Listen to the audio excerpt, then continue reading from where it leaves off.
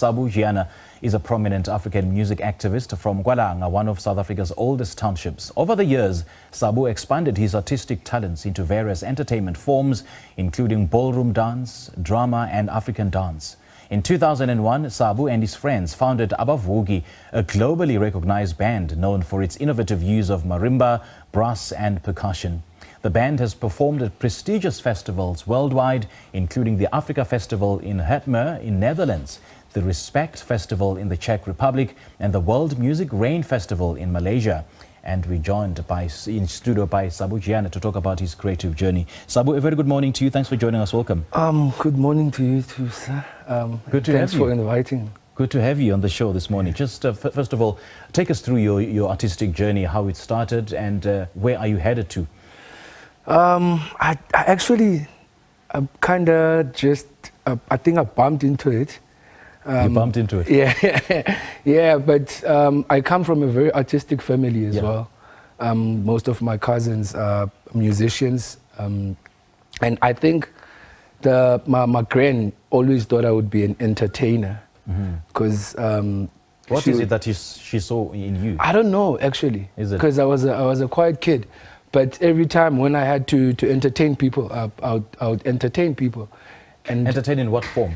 Like I would dance, or I would mimic someone, or when someone has just left the house, I would just impersonate them. Okay. Yeah.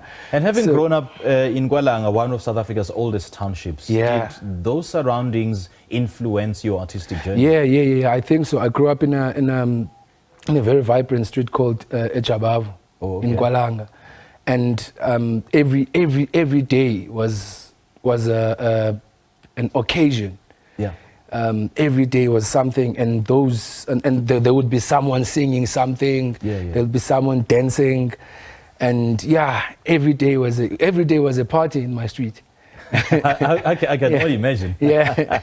And then what influenced you and your friends to start Abavugi? What's Abavugi about? What influenced us, we were actually kicked out of a band. Really? Yeah.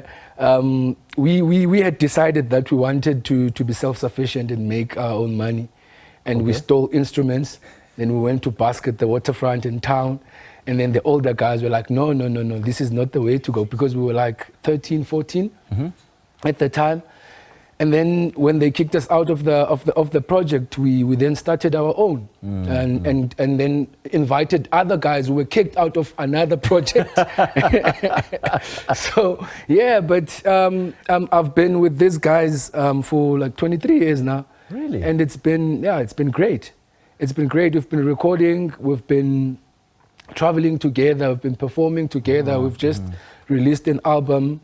I also have my own project called Sabu Jiyana's Matimba project, which is also about Pan-African music, African leadership. Okay. So it's African instruments leading the band. Sure. Instruments like mbira, marimba, uadi, etc. And then backed by your normal rhythm section instruments like bass, guitar, drums, and piano. Then, just considering that 23 years later, has your vision changed or has it remained the same? I know that you started the band after being kicked out. Yeah. Has the vision remained the same for the past 23 years? It has developed. It has evolved, eh? Yeah, it has evolved because we always had three fundamental principles that when like the founding principles of the band were to get our own instruments, were to record and to tour. So every time when we like every year or every year, say if we're recording, the music changes a little bit and we include more instruments, and now we're doing tours instead of gig, like you get invited for like one gig, so you do a long tour. Right. Yeah. And you've explored various entertainment forms, including ballroom dance. I did mention drama and African dance. So how do these different disciplines inform your artistic creativity? Ballroom dance was something that my gran wanted me to do. Okay. So I had to do it a little bit. And also my cousin was a national champion, Guanga, and I always wanted to do what he does.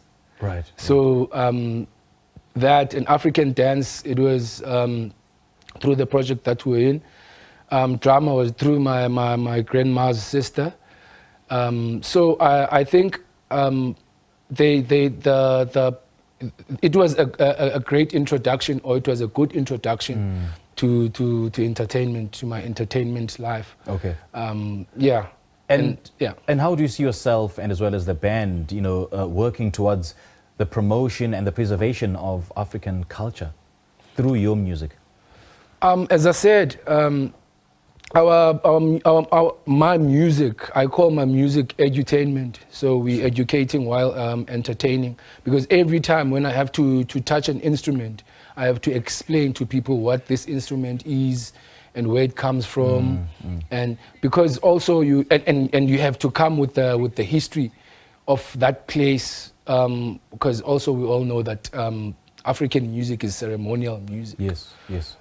So yeah, it does bring consciousness to people. The music does bring consciousness, which is and it effortlessly so, actually. Absolutely. Yeah. All the best, man. Thank you so much for joining us. Thank you very much for inviting me. Strength to you. Thank All right, you. that was Sabu Jiyana sharing his valuable insights and experiences with us today, and it's been fantastic just hearing about the experiences and learning from his success.